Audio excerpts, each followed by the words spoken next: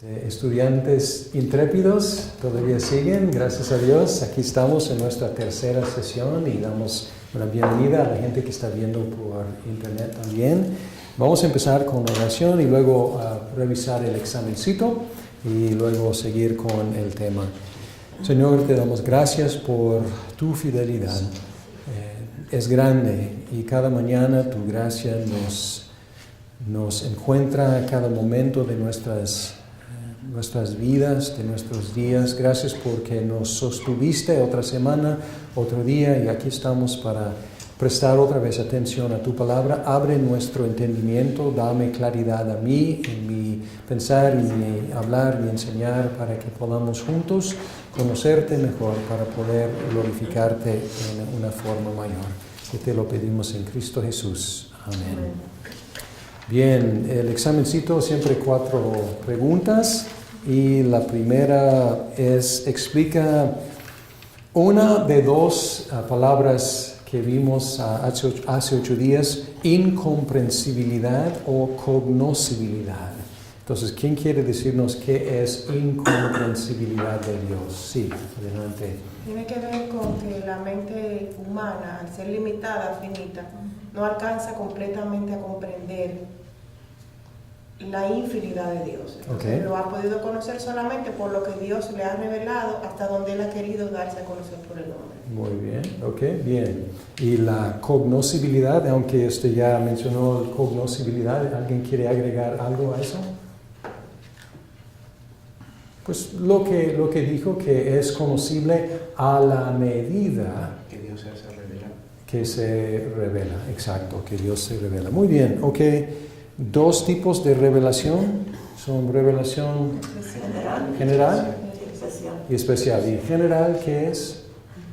A través de la creación. La creación. ¿Y especial? Particular, de manera personal.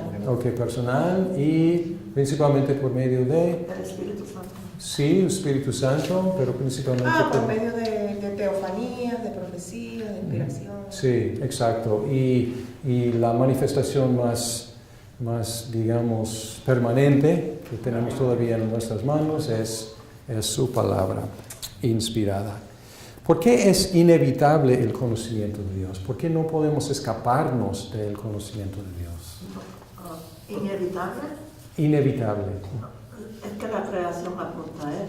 Todo lo que vemos, lo que Él ha creado, tiene que haber algo más grande que nosotros, más grande de lo que hay. Muy bien. Entonces, somos parte de y vivimos en la creación y todo tiene sus huellas.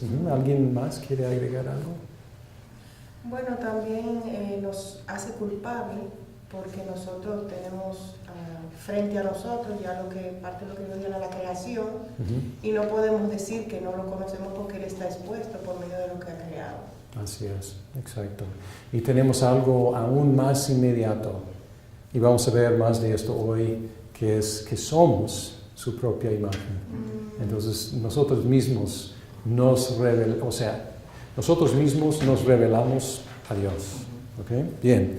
¿Y cuál es uno? Mencionamos 3 obstáculos, pero ¿cuál es uno de los obstáculos al conocimiento de Dios? El pecado. ¿El pecado es la uno? Mente humana. La finidad de la mente humana. Y la falta de predicación. Y la falta de la predicación a los confines de la tierra. Muy bien, felicidades. Excelentemente bien.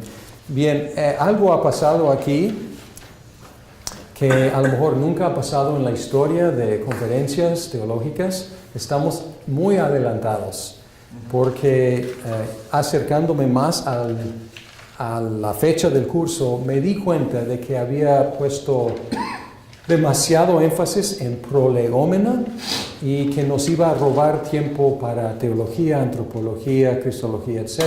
Entonces lo que hice es que, como se dieron cuenta, aceleré bastante durante prolegómena. Y prolegómena es algo difícil porque es la parte más filosófica, digamos, abstracta quizás de este curso. Y entonces vamos a llegar hoy 2 sesiones temprano a lo que es la teología y si Dios permite teología y algo de antropología el día de hoy. Entonces, ¿qué es teología? El estudio de Dios. Entonces, todo es teología, pero en cuanto a un tema, subtema es el estudio de Dios, la doctrina acerca de Dios. Y al hablar de su actividad de crear el universo, pues ya entraremos en el tema de la antropología, la doctrina del ser humano. Bien, vamos a empezar con la doctrina de la Trinidad. Y la doctrina de la Trinidad es una doctrina fácil de declarar, Y vamos a tratar de declarar la doctrina de la Trinidad en 3 declaraciones. La primera declaración es: hay un solo Dios. Es la primera declaración. Segunda declaración es una declaración compuesta de 3 aspectos, pero son repetitivos. El Padre es Dios. El Hijo es Dios. Y, ¿pueden adivinar? El Espíritu Santo. Espíritu Santo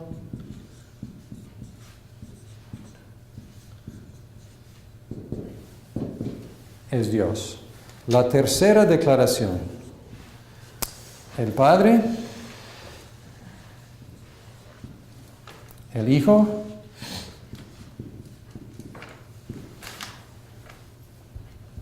y el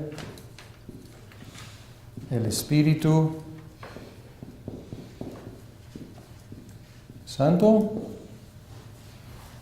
son distintas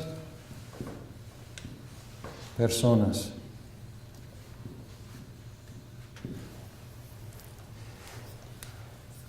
Es fácil declarar o hacer estas 3 declaraciones, y lo que tenemos que hacer es demostrar que estas 3 declaraciones son bíblicas. Y si son bíblicas, pues estamos confirmando de que es una declaración correcta y adecuada de la Trinidad. No vamos a entrar en mucho de lo que es la teología histórica, que es la interacción entre la historia de la Iglesia y la teología. Y hay varias desviaciones de la doctrina de la Trinidad.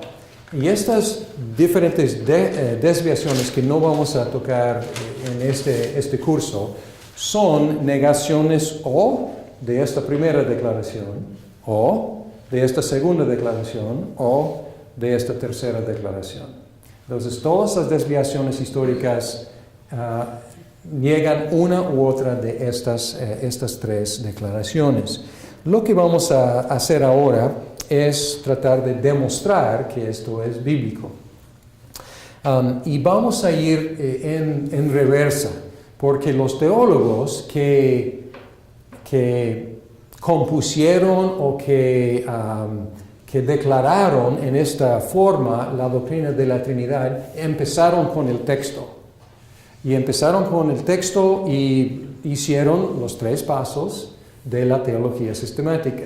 Primero, buscar todos los textos relevantes. Segundo, estudiar todos esos textos. Tercero, luego tratar de componer una o más declaraciones que abarcan la enseñanza de esos textos. Ahora vamos a tratar de como ir en reversa a ver si lo que hicieron es correcto. La declaración más fácil es la primera, que hay un solo Dios. Y encontramos esto en Antiguo Testamento y Nuevo Testamento. Por ejemplo, Deuteronomio 6:4 dice: escucha Israel, el Señor nuestro Dios es el único Señor. Encontramos lo mismo en el Nuevo Testamento, muchas partes. Esta declaración es la más obvia, digamos. En Santiago 2:19, por ejemplo, ¿tú crees que hay un solo Dios? Magnífico, también los demonios lo creen y tiemblan. Entonces, básico, que hay un solo Dios. Ahora, el Padre, el Hijo y el Espíritu Santo, cada uno es Dios. La deidad, es decir, la divinidad, el hecho de ser Dios del Padre, no es controvertido. Nadie, de lo que sé yo, ha negado que el Padre sea Dios. Pero vamos a demostrar bíblicamente, por ejemplo, Juan 1:14 dice: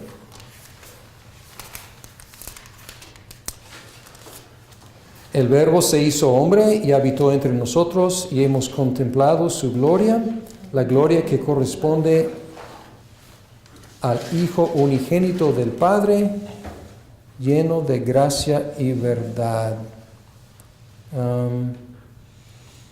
Creo que no es el texto que buscaba, porque esto más bien tiene que ver con el Hijo, pero menciona ahí el Padre. Déjeme ver. Ok, creo que se brincó un poco una línea aquí. Déjeme ver si esto tiene que ver con el Hijo. Perdón, ya brinqué. Ni tengo textos para el Padre. Ni tengo textos para el Padre, porque son tan obvios, tan abundantes. Perdón. Pero para el Hijo, ¿cómo se revela la deidad del Hijo? Se revela explícitamente, y estamos en Juan 1:1, en el principio ya existía el Verbo, y el Verbo estaba con Dios, y el Verbo era Dios. Y como quizás sepan, hay grupos que niegan y tienen su propia, dicen traducción de la Biblia, pero realmente es una perversión de la Biblia. Pero un versículo, y ellos tienen su propia versión de ese texto, pero en Juan hay otro texto que es muy contundente, porque en Juan 1:1 dicen ellos, y me refiero a los testigos de Jehová, dicen que no tiene la palabra el Dios. Dice, y el Verbo estaba con Dios y el Verbo era... Y ellos traducen un Dios en lugar de el único Dios. Era un Dios. Pero luego encontramos en Juan 28, tenemos la confesión de Tomás. ¿Se acuerdan? Tomás quería evidencia y Jesús se presenta a Tomás. Y cuando se presenta, Tomás dice, Señor mío y Dios mío. Y aquí tiene el artículo definido. Lo que Tomás dice es, el Señor mío y el Dios mío.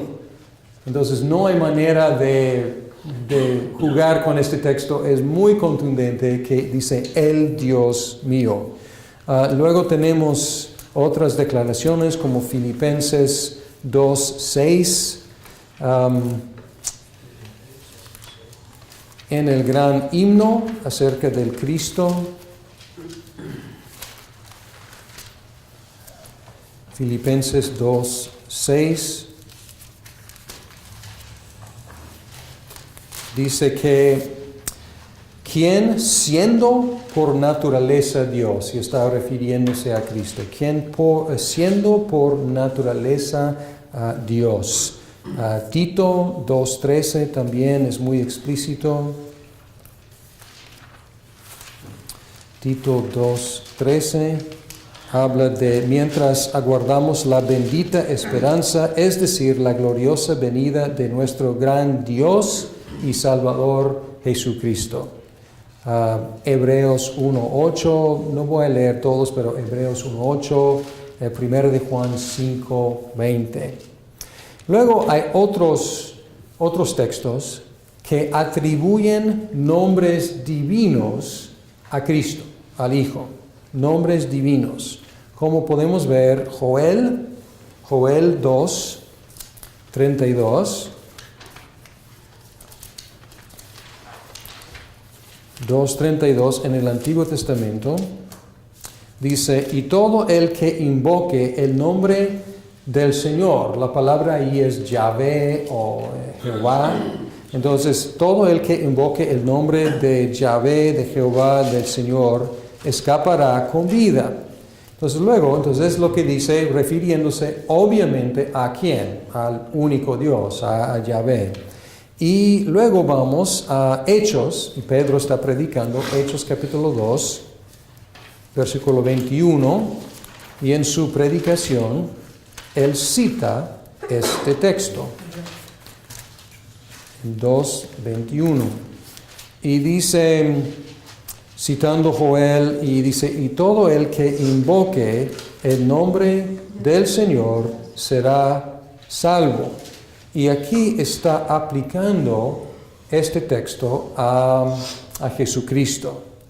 Y si seguimos, versículo 36 dice, por tanto, sépalo bien todo Israel, que a este Jesús, a quien ustedes crucificaron, Dios lo ha hecho Señor y Mesías. Entonces está diciendo, el que invoque el nombre del Señor será salvo, y luego lo identifica como el Señor. Encontramos esto también Isaías 45, 21 al 24.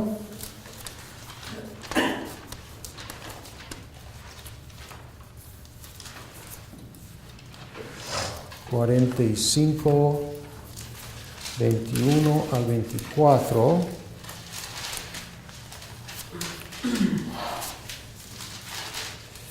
Dice, declaren y presenten sus pruebas, deliberen juntos quién predijo esto hace tiempo, quién lo declaró desde tiempos antiguos. ¿Acaso no lo hice yo, el Señor? Fuera de mí no hay otro Dios, Dios justo y salvador, no hay ningún otro fuera de mí.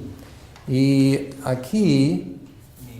y si seguimos, vuelvan a mí y sean salvos todos los confines de la tierra, porque yo soy Dios y no hay ningún otro. He jurado por mí mismo, con integridad he pronunciado una palabra irrevocable, ante mí se doblará toda rodilla y por mí jurará toda lengua. Ellos dirán de mí, solo en el Señor están la justicia y el poder. Todos los que contra Él se enfurecieron ante Él, comparecerán y quedarán avergonzados. Entonces está golpeando la mesa diciendo, hay un solo Señor, ¿de acuerdo? Y todos van a doblar la rodilla ante Él y ante ningún otro. Y luego encontramos, otra vez regresando al himno a Cristo, al Hijo, en Filipenses 2, encontramos que Pablo, probablemente citando un himno que ya existía, él dice que para que ante el nombre de Jesús se doble toda rodilla en el cielo y en la tierra y debajo de la tierra, y toda lengua confiese que Jesucristo es el Señor, para gloria de Dios Padre. Entonces Filipenses 2, 11 y 12. Entonces, ¿qué encontramos? Aquí Joel dice, ¿ante quién todos van a doblar la rodilla? Ante Dios, ante el Señor. Y luego Pablo, citando este himno, lo atribuye a Cristo. Otra forma de ver la deidad del Hijo es ver que atribuye el Nuevo Testamento atributos divinos al Hijo. Por ejemplo, Apocalipsis 2:23. Apocalipsis 2:23.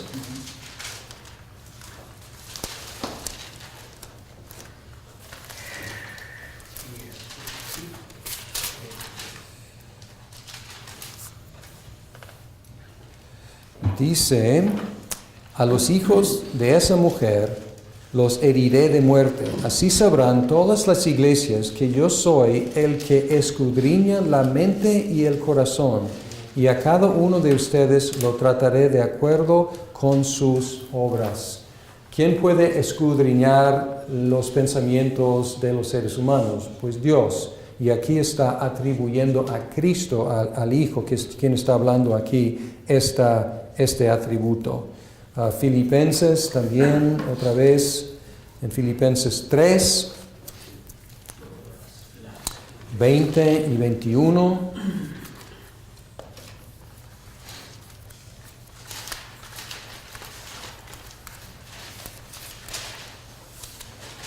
Dice, en cambio, nosotros somos ciudadanos del cielo, de donde anhelamos recibir al Salvador, el Señor Jesucristo. Él transformará nuestro cuerpo miserable para que sea como su cuerpo glorioso, mediante el poder con que somete a sí mismo todas las cosas. ¿Quién tiene el poder para someterse a todas las cosas?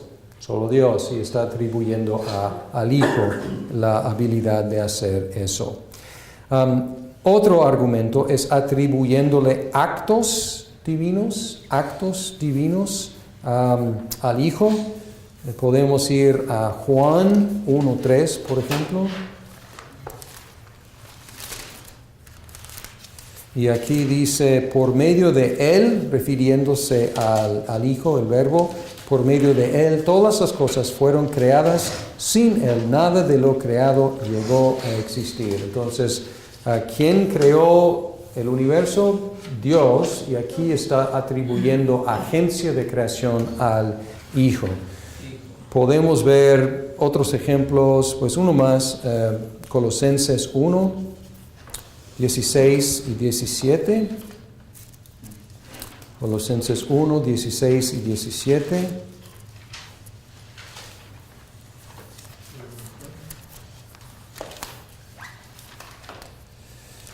Que no solo creó el universo, sino que también dice que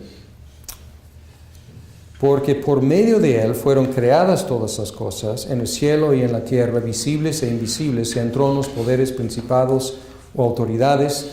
Todo ha sido creado por medio de Él y para Él. Él es anterior a todas las cosas y que por medio de Él forman un todo coherente. Entonces, Él existía antes de todo lo creado. Él fue el que creó todo y dice que todo se cohiere en Él. Entonces, Él mantiene todas las cosas. ¿Quién puede hacer eso? Dios. Y el último, y pueden ver Mateo 25 también, 31 y 32, por ejemplo, atribuyendo el acto de juzgar las naciones al Hijo. Y también coordinándolo con el Padre y el Espíritu, poniéndole al mismo nivel del Padre y del Espíritu en la famosa bendición que utilizamos mucho en 2 de Corintios 13, que la gracia del Señor Jesucristo, el amor de Dios y la comunión del Espíritu Santo sean con ustedes. Y aquí está poniéndoles al mismo nivel. Mateo 28, 19, en la Gran Comisión también. Y aquí observamos que dice que debemos bautizar en el nombre del Padre, del Hijo y del Espíritu Santo, ahí poniéndolos al mismo nivel. Entonces, ¿qué tenemos? Hasta ahora podemos decir, hay un solo Dios, pudimos comprobar eso. El Padre es Dios, pues es muy comprobado. Y ahora, textos que comprobaron que el Hijo es Dios. Ahora el Espíritu Santo. La deidad del Espíritu Santo es menos testificada, pero también se revela. Por ejemplo, atribuyéndole nombres divinos, mismo procedimiento que vimos con el Hijo. Por ejemplo, Hechos capítulo 5, versículos 3 y 4. Hechos 5, 3 y 4. Aquí Ananías y Zafira mintieron y Pedro dice, Ananías, le reclamó Pedro, ¿cómo es posible que Satanás haya llenado tu corazón para que le mintieras al Espíritu Santo y te quedaras con parte del dinero que recibiste por el terreno?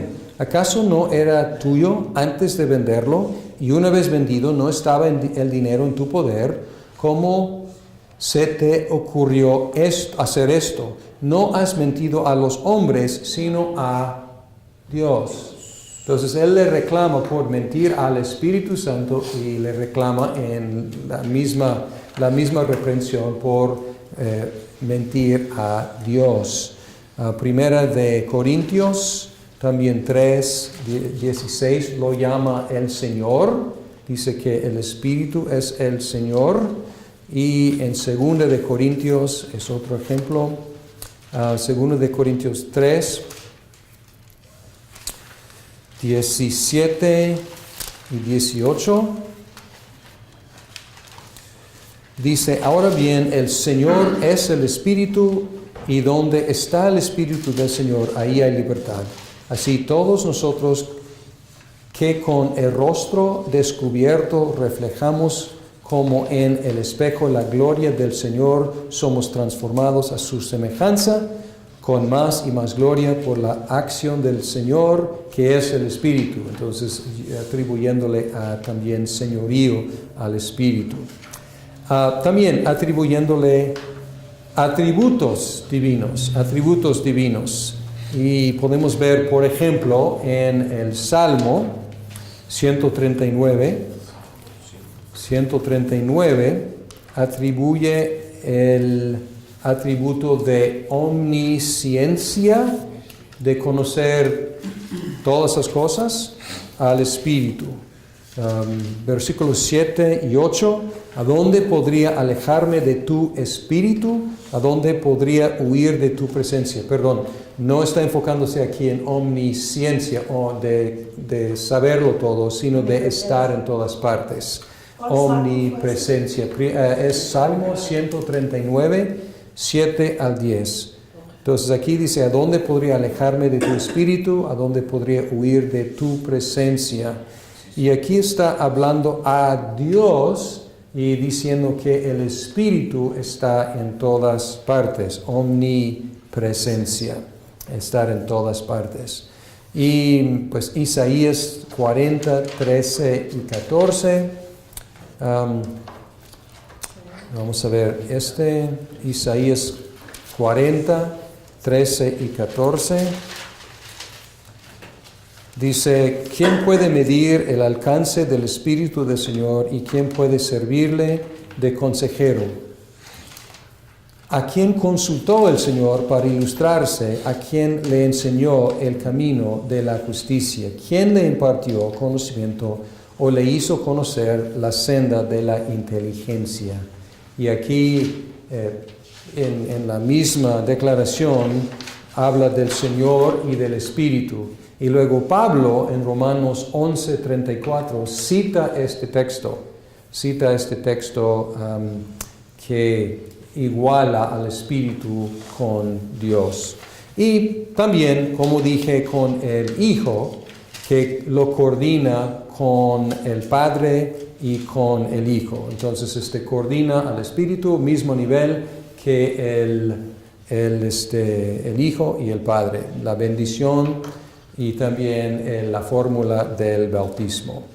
¿Ok? Entonces, si estamos convencidos por estos textos, ya tenemos 2 de las 3 declaraciones. Entonces, hay un solo Dios, el Padre es Dios, el Hijo es Dios y el Espíritu Santo es Dios. Ahora tenemos que demostrar uno más, y que es que el Padre, el Hijo y el Espíritu Santo son distintas personas.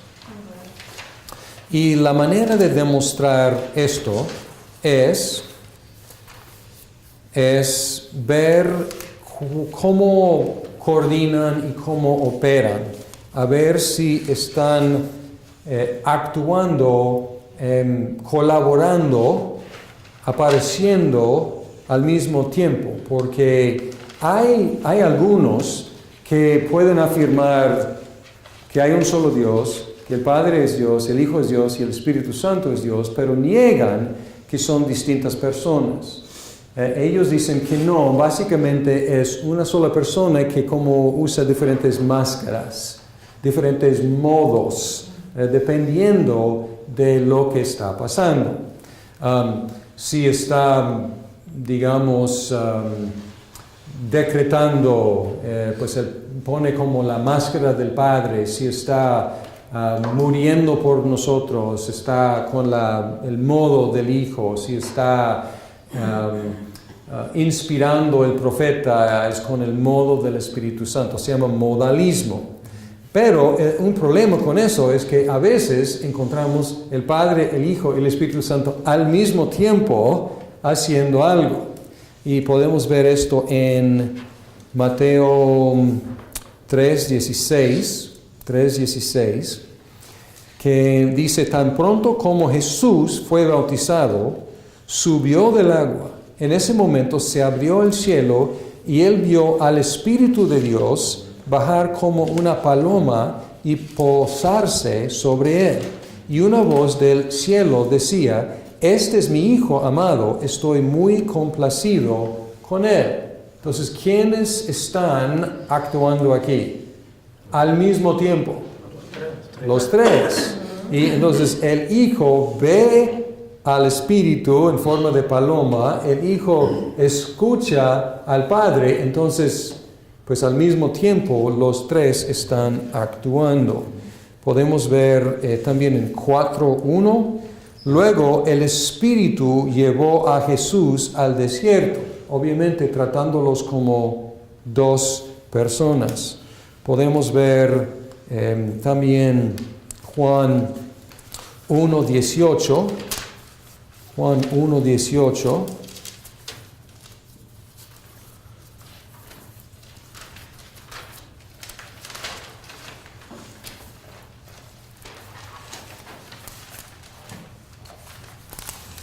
Y dice: a Dios nadie lo ha visto nunca, el Hijo unigénito que es Dios y que vive en unión íntima con el Padre, nos lo ha dado a conocer. Obviamente hablando de dos personas, porque el Hijo está dando a conocer al Padre. Podemos ver Juan 3:16, creo que han escuchado alguna vez ese versículo, ¿no? Entonces, ¿quién envió a quién? El Padre envió al Hijo. Otros textos que no voy a leer, pero muchos en Juan 5, 20 al 22, Juan 14, 26, Juan 15, 26, Juan 16, 13 al 15. Y aquí déjeme ver algunos de estos últimos, porque ahí tenemos la actividad del Padre, del Hijo, del Espíritu Santo. Por ejemplo, Juan 14, 26 dice: pero el Consolador, el Espíritu Santo, a quien el Padre enviará en mi nombre. Entonces, ¿quiénes están involucrados? Los tres. Y luego otra vez 15, 26 dice: cuando venga el Consolador, que yo les enviaré de parte del Padre. Otra vez, ¿quiénes están activos? Los tres. Capítulo 16, 13 al 15. Dice: pero cuando venga el Espíritu de la verdad, Él los guiará a toda verdad, porque no hablará por su propia cuenta, sino que dirá solo lo que oiga y les anunciará las cosas por venir. Dice: Él me glorificará porque tomará de lo mío y se lo dará a conocer a ustedes. Todo cuanto tiene el Padre es mío, por eso les dije que el Espíritu tomará de lo mío y se lo dará a conocer a ustedes. Entonces, activos los tres. Creo que es suficiente para demostrar que el Padre, el Hijo y el Espíritu Santo son distintas personas. ¿Es difícil en nuestras mentes unir estas tres declaraciones? Sí.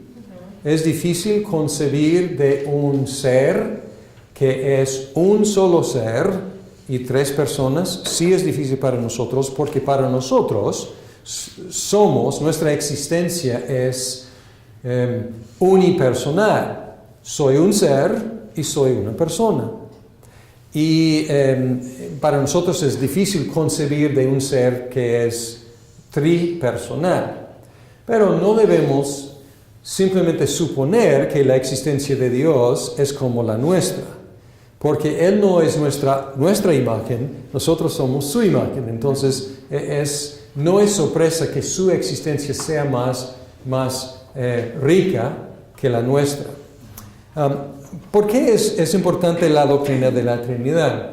Muchas razones. Primero déjeme tomar un paso atrás. Si estas declaraciones son ciertas, si los textos que citamos realmente apoyan cada una de estas declaraciones, y si existen todavía en nuestras mentes dificultades en unir estas declaraciones, todavía son dignas de creer porque la Biblia las enseña. Y aquí topamos un poco con la incomprensibilidad de Dios. Dios se ha revelado lo suficiente para que podamos afirmar esto y creer esto acerca de Él. En nuestra finidad tenemos dificultad en unir estas declaraciones, pero son dignos de confianza porque nuestro proceso de unir textos nos lleva a estas declaraciones. Y este es el proceso de la teología sistemática. Pero, ¿qué uso tiene la doctrina de la Trinidad? Un uso muy importante es entender la declaración que Juan hace que Dios es amor. Dios es amor. Vamos a hablar de los atributos de Dios, pero aquí en este atributo está declarando que es amor. No dice que ha llegado a ser el amor, no dice que Él empezó a ser el amor, sino que Dios es amor. Y debemos entender que Él es amor eternamente amor. Ahora, les pregunto, si Dios es una sola persona, ¿cómo expresa su amor eternamente? ¿A quién ama? Pero no debemos concebir del amor de Dios como esperando durante toda la eternidad para tener a quien amar.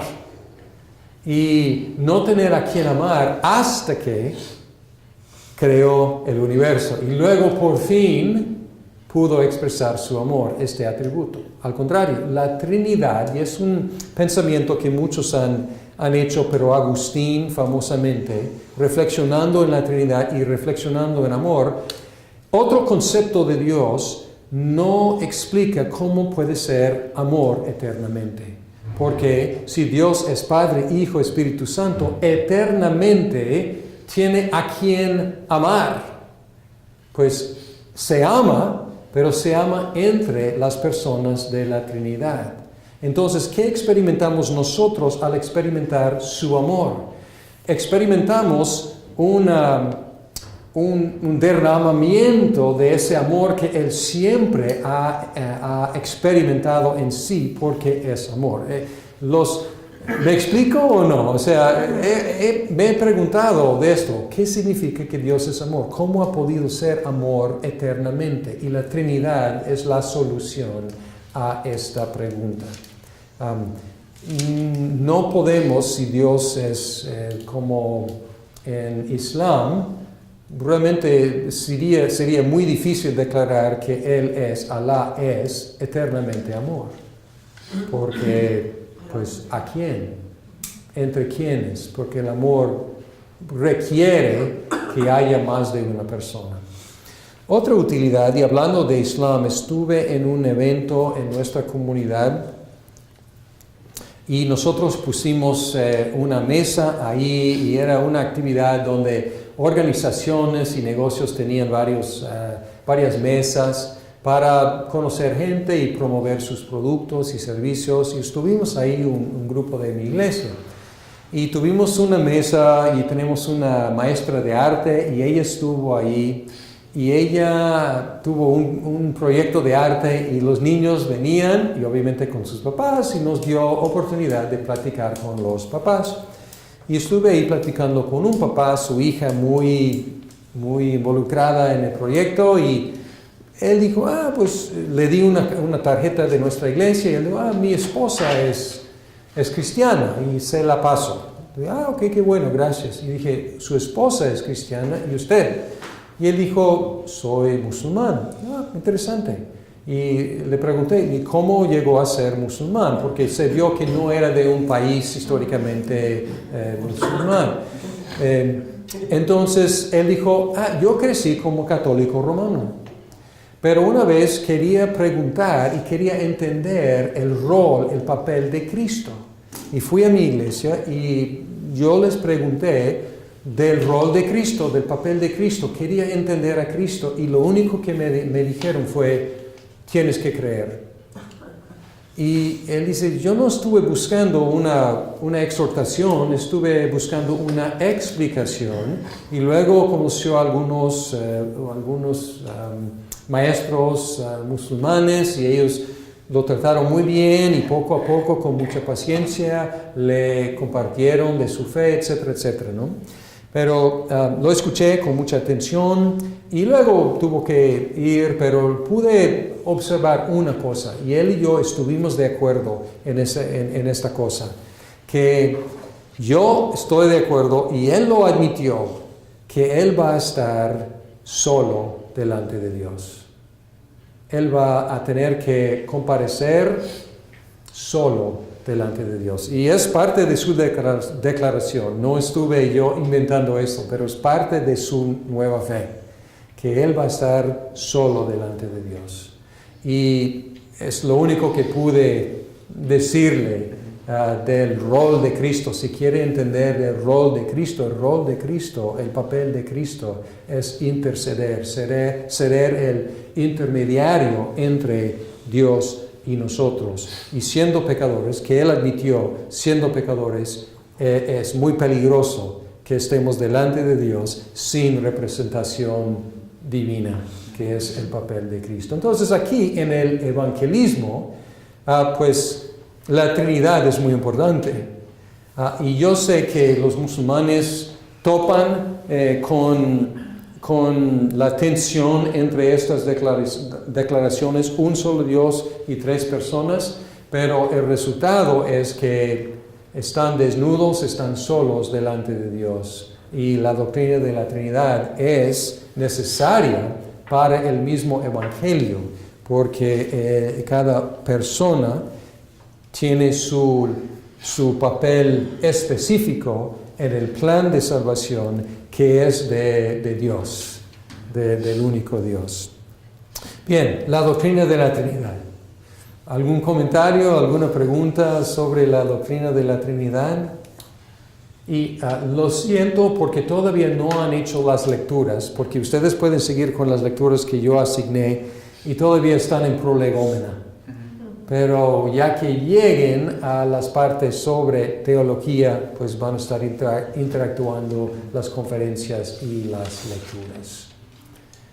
Entonces, ¿está clara la doctrina de la Trinidad?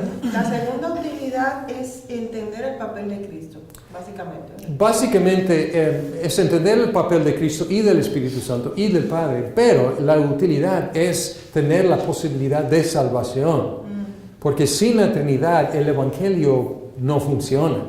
No podemos negar ninguna de estas declaraciones y todavía tener el Evangelio, todavía tener salvación por medio del Redentor divino humano que intercede por nosotros, que nos representa a Dios y que representa a Dios para con nosotros. Entonces el Evangelio tiene la Trinidad como la base.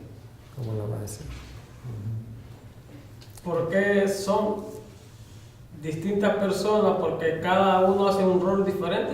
Sí, y cada uno tiene, y van a leer en Grudem, van a leer de los diferentes papeles, podemos decir, que cada persona juega, pero siempre tenemos que tener cuidado, porque en la historia de la Iglesia, las desviaciones han enfatizado, digamos, demasiado punto 1, y han disminuido punto 3, y luego tienden a unitarismo o al modalismo y tienden a tener a Dios, un Dios que no es tripersonal. Pero también han enfatizado demasiado este punto e ignorado el primero y tienden a triteísmo, es decir, 3 dioses, politeísmo con 3 dioses. Entonces tenemos que unir estas 3 declaraciones y tenemos que tener cuidado porque hay como caricaturas,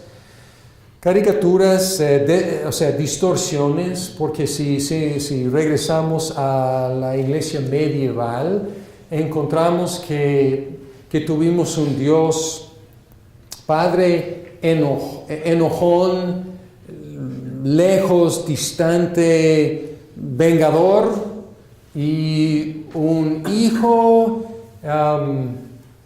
lastimable,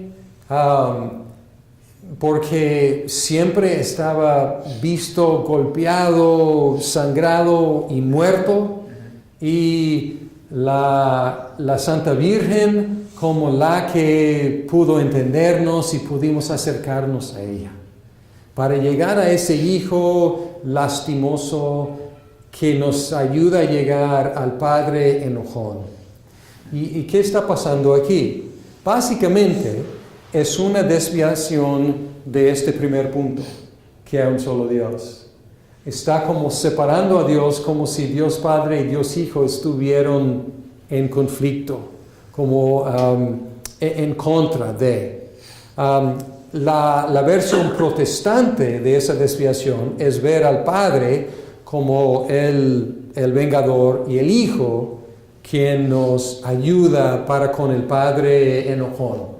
Y es dividir la esencia de Dios y asignarles papeles opuestos. Cuando hablamos de papeles de un plan, podemos decir, conjunto, porque el plan de redención es ¿de quién? Es de Dios. No es del Padre, no es del Hijo, no es del Espíritu Santo, pero la ejecución del plan de Dios es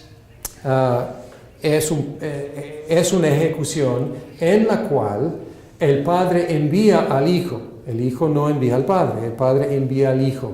Y luego el Padre y el Hijo envían al Espíritu. Entonces tienen sus papeles en el plan que Dios único ha decretado. Una cosa que veo que mucha gente no llega a leer el libro de Apocalipsis. En ese libro vemos que Jesús está lleno de sangre. Ahí no ven que él es un guerrero, que él vino a vengarse. Sí, así es. Sí, en Apocalipsis vemos ahí que la ira del Cordero. Así es. La ira del Cordero, así es. Sí. Bien, entonces tiene mucha utilidad porque nos protege. O sea, son vías que nos protegen de desviarnos y distorsionar quién es Dios y cuál es su plan de redención para nosotros. No tenemos tiempo en este curso de profundizar mucho para hablar de las relaciones intratrinitarianas, o sea, la relación entre Padre, Hijo, Padre, Espíritu, Hijo, Espíritu, y también hablar de los papeles más a fondo, pero simplemente para este curso quedamos con la declaración de la Trinidad y la defensa de ella. Y aquí es un poco tedioso, porque aquí hay muchos versículos, un poco tedioso, y hay más que no mencioné o no cité, o no leí por lo menos, pero este es el proceso paciente de la teología sistemática. Entonces quise darles un ejemplo de cómo se hace. Pero nosotros empezamos ya con las declaraciones. Nuestros padres, nuestros antepasados tuvieron que empezar con los textos y tratar de unir las declaraciones para darnos algo coherente. Bien. Seguimos hablando de lo que se llaman los atributos de Dios, y afirmamos que Dios es sus atributos. No debemos concebir de los atributos como algo accidental de Dios, sino que Dios es sus atributos. Y se dividen los atributos de Dios en incomunicables y comunicables. Incomunicables son atributos que solo Dios posee, que no comparte, que no comunica con criaturas. Y luego hablamos de atributos comunicables que comparte en alguna medida muy menor, pero en alguna medida con los seres humanos. ¿Cuáles son atributos incomunicables? El primer atributo incomunicable es independencia, pero también van a encontrar otra palabra que es una palabra que aparece solamente en este contexto.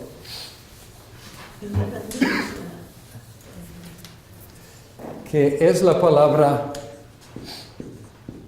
aceidad. Y la idea de la aceidad o la independencia de Dios es que Dios depende solo de sí mismo para su propia existencia y para todo lo que hace. Él existe por sí. Y nosotros y cada criatura no existe por sí. Existimos, pero existimos dependientemente. Él existe independientemente. Él existe porque existe, por su propio ser. Juan 5:26 dice: porque así como el Padre tiene vida en sí mismo, así también ha concedido al Hijo el tener vida en sí mismo. Entonces, el Padre tiene vida en sí mismo, el Hijo tiene vida en sí mismo. Es decir, viven porque viven. Romanos 11. Aquí en esta gran conclusión de la sección teológica de Romanos 1 al 11, dice: qué profundas son las riquezas de la sabiduría y del conocimiento de Dios, qué indescifrables sus juicios e impenetrables sus caminos. ¿Quién ha conocido la mente del Señor? ¿O quién ha sido su consejero? ¿Quién le ha dado primero a Dios para que luego Dios le pague? Porque todas las cosas proceden de Él y existen por Él y para Él. A Él sea la gloria por siempre. Amén. Pues ahí tenemos, todas las demás cosas tienen su existencia. ¿Por qué? Por Él. Pero Él tiene su existencia por Él mismo. Bien, nosotros tenemos existencia, tenemos voluntad, tenemos pensamientos, etc., pero dependemos de Dios para todo eso. Primer atributo. Segundo atributo incomunicable es inmutabilidad. Inmutabilidad quiere decir incambiabilidad, que Dios no puede cambiar. Santiago 1:17, por ejemplo, dice: toda buena dádiva y todo don perfecto descienden de lo alto, donde está el Padre que creó las lumbreras celestes y que no cambia como los astros, ni se mueven como las sombras. No cambia. Este atributo enfatiza que Dios es perfecto y no puede ni mejorarse ni empeorarse. Enfatiza que Él es, pero no llega a ser. Él simplemente es y no cambia. Sin embargo, no significa inmovilidad, porque es obvio que sus relaciones con los seres humanos son multiformes, pues sus relaciones con los seres humanos cambian. Pero la creación y la encarnación son fuertes ejemplos de cambios que Dios inició en su relación con la creación. Él hizo que la creación existiera y luego Él entró en la creación para redimirse. Entonces, no debemos concebir de Dios como estático, no haciendo nada, pero en su esencia no puede cambiar porque es perfecto y cualquier cambio sería ya no ser perfecto, sería en la dirección de ser imperfecto. Entonces, en su ser no cambia, pero no es inactivo, pues la Biblia nos registra la actividad de Dios y encontramos a Dios a veces en la Biblia aparentemente cambiando, porque en un momento hace una cosa y luego en otro momento hace otra cosa, y encontramos interacción entre Dios y los seres humanos, y por ejemplo lo que iba a hacer con Sodoma y Gomorra, y interactúa con Abraham, y Abraham está diciéndole, pues, si hay 50 y si hay 40 justos, etc., y va bajando y no llega al número que realmente había ahí y Dios destruye, pero está ahí interactuando. Pero, ¿cómo debemos concebir de estas cosas? Debemos pensar en cuando encontramos la expresión que encontramos en la Biblia, que Dios se arrepintió de haber creado al hombre, o se arrepintió del desastre que iba a traer sobre Nínive en el libro de Jonás. ¿Cómo debemos tomar estos ejemplos? Podemos tomarlos como antropomorfismos, ¿ok? Antropo significa ¿qué? Hombre. Morfismo es forma de.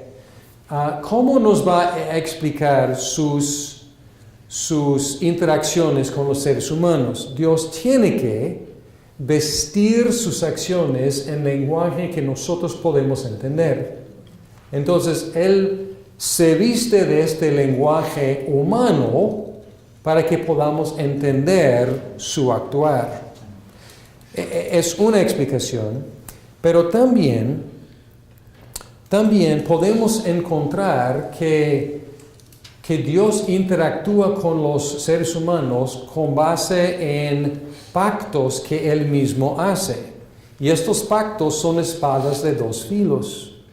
Entonces, por ejemplo, vamos a hablar más adelante de la creación y el pacto con Adán. Entonces, el pacto con Adán dice, si comes, mueres, e implica, si no comes, no mueres, ¿no? Entonces, ¿cómo interactuó Dios con Adán? Antes de que comiera, interactuó con él de alguna forma.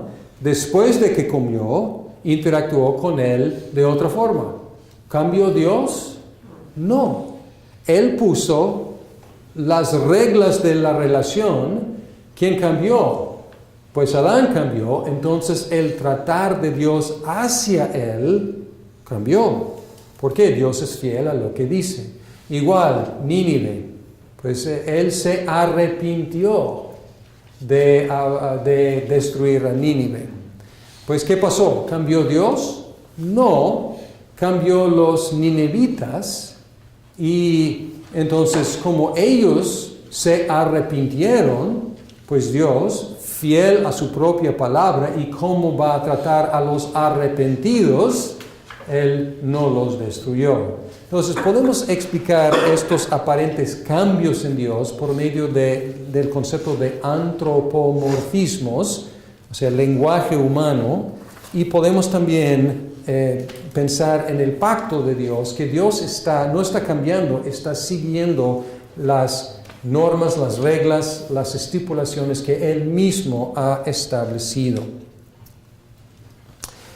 Tercer atributo es infinidad. Infinidad. Y en el sentido de no ser limitado al tiempo, la infinidad se llama eternidad. No ser limitado al tiempo, eternidad. En el sentido de no ser limitado al espacio, la infinidad se llama inmensidad. Inmensidad. En el sentido de llenar todo el espacio con su ser, la infinidad se llama omnipresencia. Pero todas estas expresiones son el mismo atributo de Dios de ser infinito, sin fin, en cuanto al tiempo, no ser limitado al tiempo ni espacio y llenar todo el espacio. Entonces tenemos eternidad, inmensidad y tenemos omnipresencia.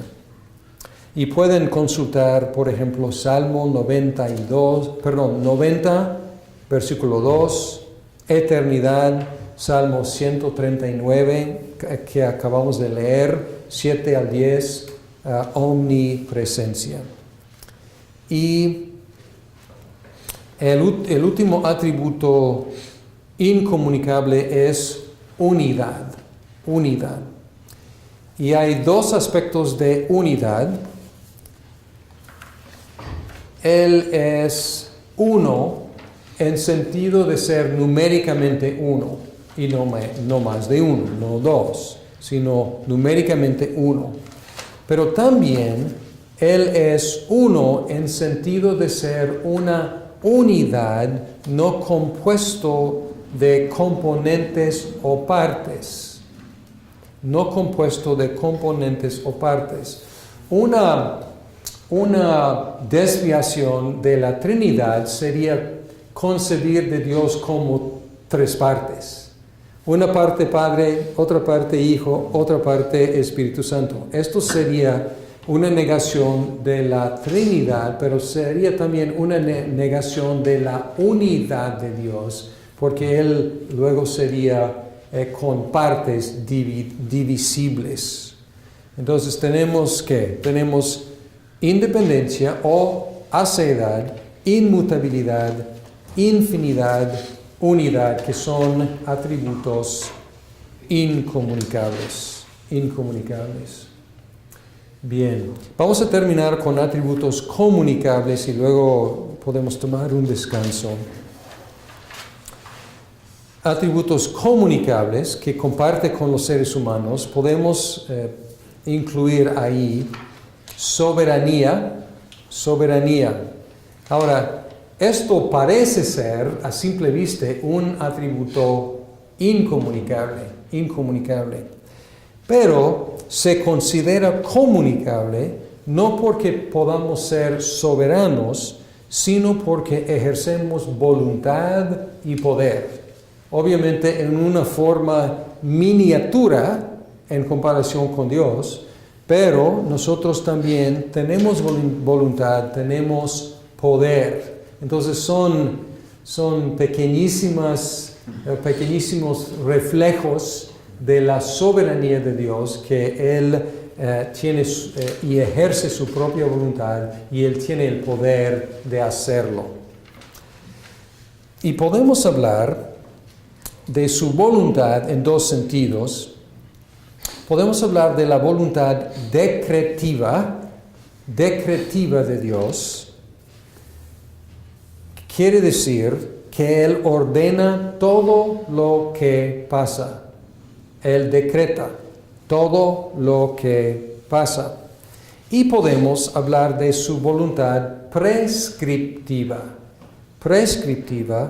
pone normas para los humanos y los ángeles. Y les pregunto, ¿a cuáles de las voluntades de Dios tenemos acceso? ¿Sabemos, conocemos sus decretos? ¿Lo que Él desde toda la eternidad ha decretado para toda su creación? No.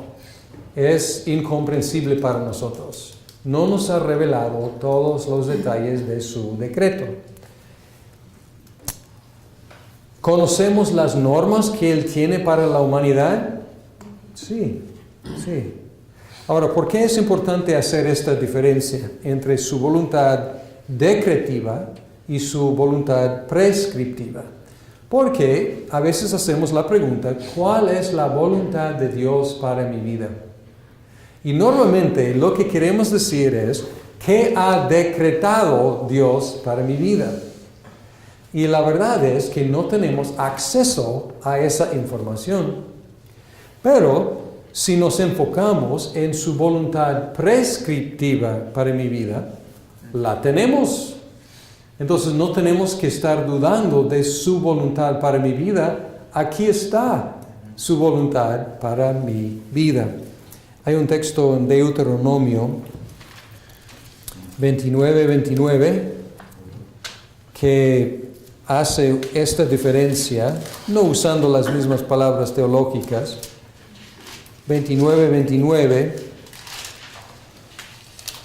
que dice, lo secreto le pertenece al Señor nuestro Dios, pero lo revelado nos pertenece a nosotros y a nuestros hijos para siempre, para que obedezcamos todas las palabras de esta ley. Considero que este texto es muy útil en nuestro pastoreo de otras personas que están buscando la voluntad de Dios para sus vidas.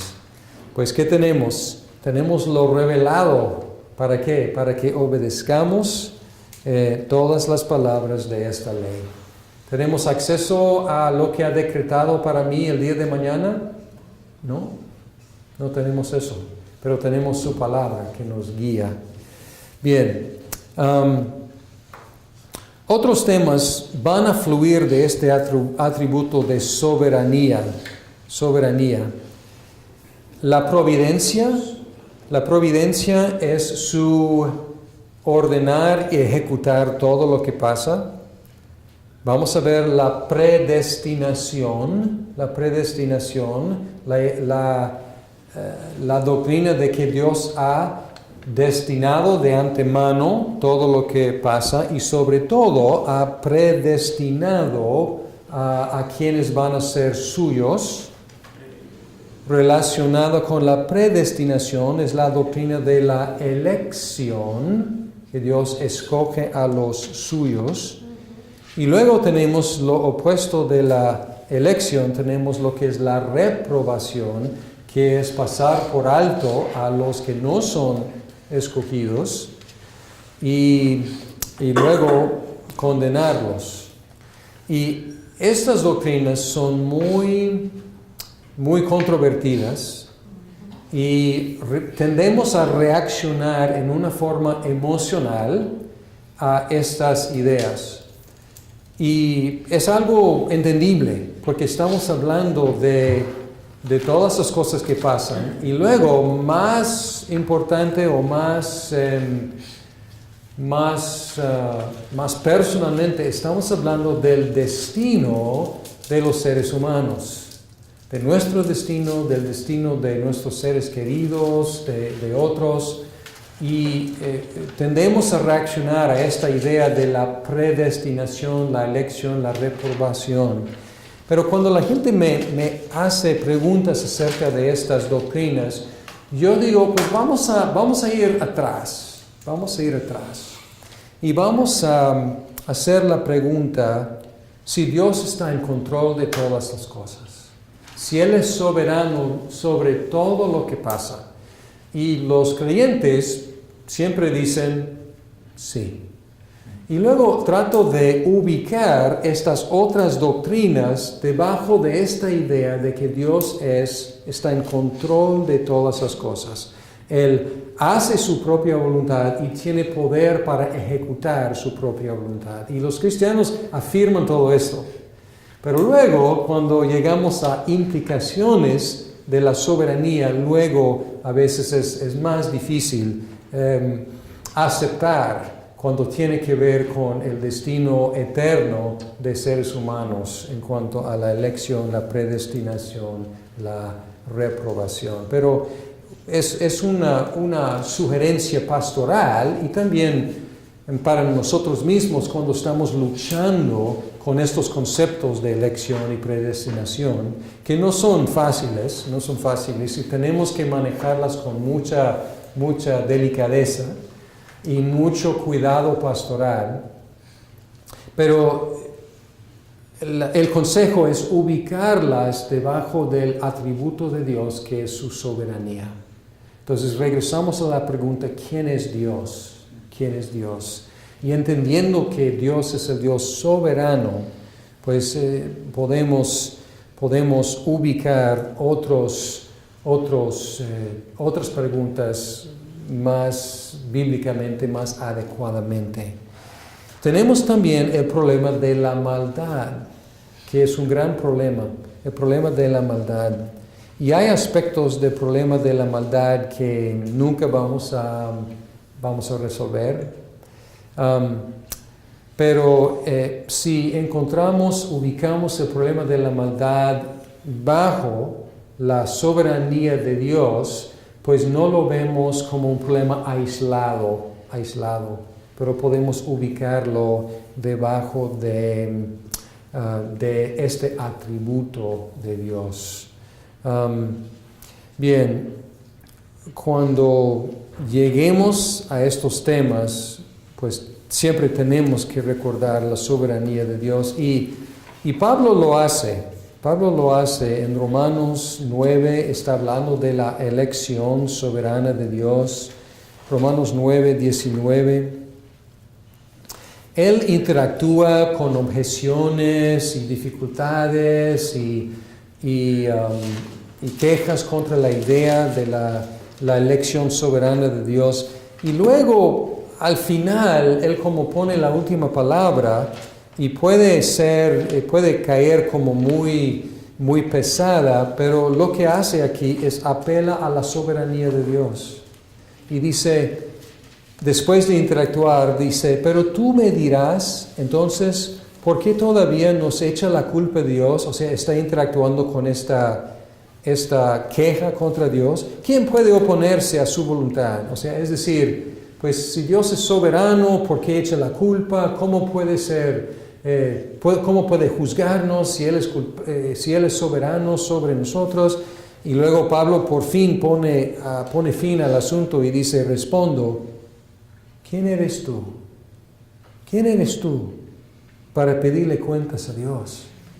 ¿Acaso le dirá la olla de barro al que la modeló, ¿por qué me hiciste así? ¿No tiene derecho el alfarero de hacer del mismo barro unas vasijas para unos usos especiales y otras para fines ordinarios? Entonces, ¿qué hace aquí? Básicamente termina la conversación diciendo, ¿quién es Dios? Y él concluye que Dios es soberano. Y sí podemos interactuar, sí podemos cuestionar, sí podemos tratar de entender estas cuestiones de su elección y su predestinación y su justicia. Adelante, es el trabajo de la teología sistemática. Pero a fin de cuentas Pablo dice, acuérdate quién eres tú y quién es Dios, que Él es el soberano y no lo eres tú. Atributos también intelectuales. Podemos poner bajo atributos intelectuales veracidad. Dios siempre es veraz.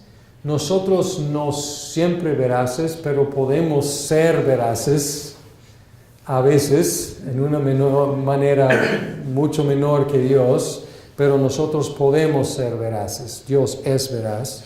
Sabiduría, Dios es sabio.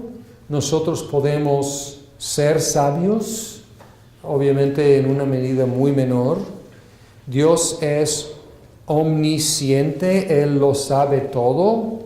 Nosotros tenemos conocimiento, una manera o una medida mucho, mucho menor, pero podemos compartir algo de veracidad, de sabiduría, de conocimiento. Además, atributos morales, bondad. La bondad incluye, es una categoría mayor, la bondad incluye el amor, la misericordia, la gracia, la paciencia. Todo esto podemos poner debajo de la categoría mayor, bondad. La santidad tiene dos sentidos: el estar separado y el ser puro. Y encontramos estos dos sentidos en la Biblia: estar separados o separado y ser puro. Y encontramos este llamamiento al pueblo de Dios. Debemos estar separados de la impureza y así ser, en nuestro caminar, ser puros. Entonces, separados y puros. Y relacionada con la santidad es la justicia, el ser correcto e imparcial, dando a los impíos el castigo y a los buenos la recompensa. Entonces la justicia de Dios es relacionada con su santidad. Entonces estos son atributos incomunicables y luego atributos comunicables de Dios. ¿Tienen ahí la confesión de fe de Westminster? Pueden encontrar pregunta del Catecismo Menor. Catecismo Menor, pregunta número 4. ¿Qué dice? ¿Qué es Dios? ¿Qué es Dios? ¿Y cuál es la respuesta? Dios es espíritu, infinito, eterno e inmutable en su ser, sabiduría, poder, santidad, bondad, justicia y verdad. Bien, es básicamente lo que acabamos de decir. Es otra, quizás en algunas otras palabras, pero muchas de las mismas. Aquí es una definición de Dios. Y define a Dios por medio de sus atributos. Y son atributos que Él ha dado a conocer y podemos conocerlo a la medida que Él se ha revelado. Y se ha revelado como Él que es estos atributos. Bien, vamos a descansar y luego vamos a hablar de la creación y la providencia.